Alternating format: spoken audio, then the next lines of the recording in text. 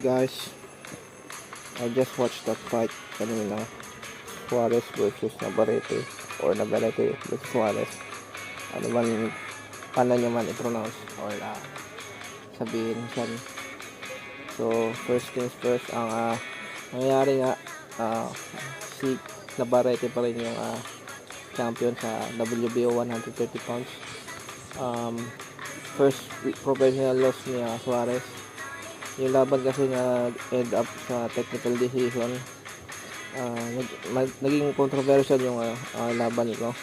Although yung bright side ng laban, maganda yung binigay nilang laban para sa mga fans. Isa ito sa mga worth watching na laban. So, sulit yung biniling ticket ng mga nanood. So, yun nga gaya ng sabi ko, yung laban, too controversial na naging result. Hati ang naging reaction ng mga nanood, mga experts, mga sikat na celebrities. Pero kasi ang nangyayari kasi dito nagkaroon ng maling tingin doon sa pinakitang slow motion. Ewan ko ba't gano'n na naging hatol nila. So yun nga, ang nangyari kasi yan dun sa isang round magpapalitan ng suntok si Navarrete at si Suarez. Ang nangyari kasi dyan, nung nagdikit na sila ni Navarrete at ni Suarez, tumapon ng left hook si Suarez and tinamaan niya sa mukha si Navarrete, and then dun sa slow mo na yun yung pisngi ni Suarez tumama din dun sa mukha ni Navarrete, but I'm not really sure kung talaga ba tumama yung pisngi ni Navarrete dun sa mukha ni si Suarez dun sa pisngi niya, kasi yung sa angle din kasi ng slow motion napakalabo sinasabi naman itong mga nag-assess nung slow mo accidental headbutt daw. Pero saan kasi sa mga napapanood ko kasi sa mga laban sa boxing, kapag nagkakaroon kasi ng accidental headbutt, usually kasi pag ang dalawang boxer, pag nagkatama ng ulo yan, parehong magre-react yan Halimbawa si Pacquiao, si Horn. Yun nga, 'di ba, yung kay Pacquiao versus Horn, maraming headbutts na nangyari dun sa laban na yun.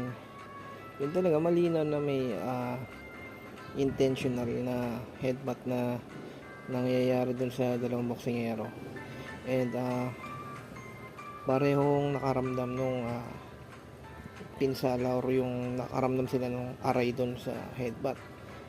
Ito naman kasi sa kaso ni Navarrete at ni Suarez, nung nagkasalubong nga sila dun sa exchange of punches, at nung nakatama nga ng kaliwang suntok si Suarez dun sa mukha ni Navarrete, at nung hiwalay nga sila, si Navarrete nagtakip bigla dun sa nahiwa niyang kilay dun sa kaliwa. Tapos nung aakmang bumabato pa ng suntok si Suarez, para bang na out of balance. Ngayon hininto muna saglit ng referee, chinek, at yun nga, nakita nga malaki naging hiwa dun sa kaliwang kilay niya. Kaya initially ang naging ang nakita kasi ng mga tao, nag-headbutt nga. Pero nung ni-replay nga, yun nga, pinakita nga na talagang suntok yung tumama doon sa kilay ni Navarrete na nag-bleed.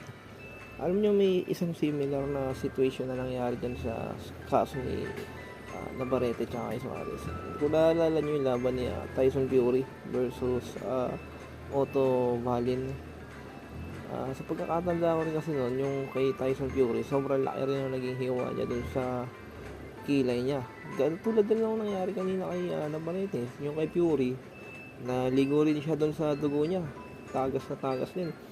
At nung unang kita nga nung mga nanonood doon, including yung referee, akala nga nila accidental headbutt. And then nung nag-end na yung round na yun at ni-replay nila yung slow motion, yun nga, malinaw yung ebidensya na talagang suntok nga itong mama doon sa kilay ni Tyson Fury nung galing sa suntok ni Otto Wallin.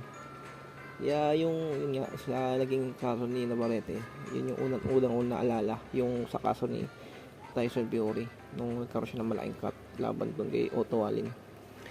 So, ang sa akin, kung ako tatanungin nyo, talaga suntok yung tumama. Talagang suntok. Kasi may mga instances talaga sa boxing na pag solid at talagang malinis at matulis yung patama ng isang boksingero doon sa isang part ng mukha ng kalaban niya, like yun doon nga sa kilay, sa orbital bone, sa ilong, sa nguso, sa noo, talagang ano yan, yung laman magkakaroon siya ng friction doon sa buto nung boksingero na yun, kaya nangyari nga nagkakaroon ng cut. Dami ng mga nangyari dyan kay Navarrete, nagkaroon naman siyang cut doon sa kilay niya. Yun yung nangyari. So yung mga nagsasabi ng headbutt ngayon, ewan ko ba't ganun, ano yung context nila doon sa sarili na bakit pinapanindigan nila na headbutt ngayon. Hindi naman talaga siya headbutt. Kung titignan mo yung slow mo, kahit saan angle mo tingnan, hindi siya headbutt kasi yung unang tumama yung suntok ni Suarez, diba? May isa pa nga napanood na video, yung isang commentator tsaka kasama ni Tim Bradley. Sinasabi ni Tim Bradley, talagang suntok yung tumama doon sa kilay ni Navarrete. At ito namang isang bogok na commentator ng Top Rank, ini-insist niya, nanipi na parang niloloko niya sarili niya na naniniwala siya na yung nangyari na yun is headbutt. Ewan ko ba't ganun? Ano bang naging kaya nasa isip ng isang commentator na yun? Ano yun? Parang gusto nila niya sumakay na ganito yung magiging perception na like headbutt nga talaga siya. So ewan ko anong gusto nilang parating doon sa reaction nila doon sa nangyaring yun. So ano ba dapat talaga yan? Headbutt o suntok? Suntok sa akin talaga, suntok yan. Tsaka maraming nakanood, maraming mga nakakita, suntok talaga yung unang tumama. Kung tumama man yung mukha ni Suarez sa mukha ni Navarrete, kasi dun sa slow mo, pisngi yung tumama hindi naman yung kilay din Kasi kung mag-headbutt yan, kung nag-headbutt talaga yan dalawa, si Navarrete at Suarez, hindi lang dapat si Navarrete yung nag-react yan, hindi dapat pati si Suarez nag-react yan dapat dun sa headbutt.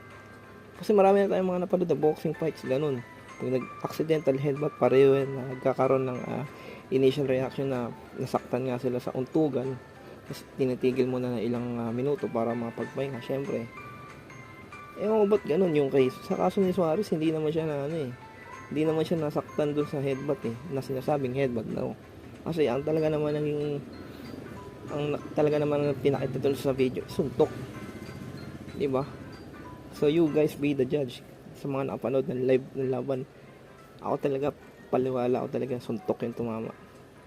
So yun na sa akin. Ano ba mangyayari dito? Kasi yung nangyari nga dito, ang daming mga nag-react, ang daming mga nag-i-insist na suntok talaga yung tumama doon sa nag-cut na kilay ni Navarrete. Ito may naging question dyan. Noong unang beses na chinek ng referee yung cut at pinakita sa doktor, nung pinakita ni Navarrete doon sa doktor, after na siya maayos nung cutman. Lupit nga nung cutman ni Navarrete, kasi nung nakita ko yung cut niya, talagang nasarado na maayos. Pero nung yun nga, yung round, yung ongoing na, tinama na naman siya ni Suarez, nag-open up na naman yung sugat.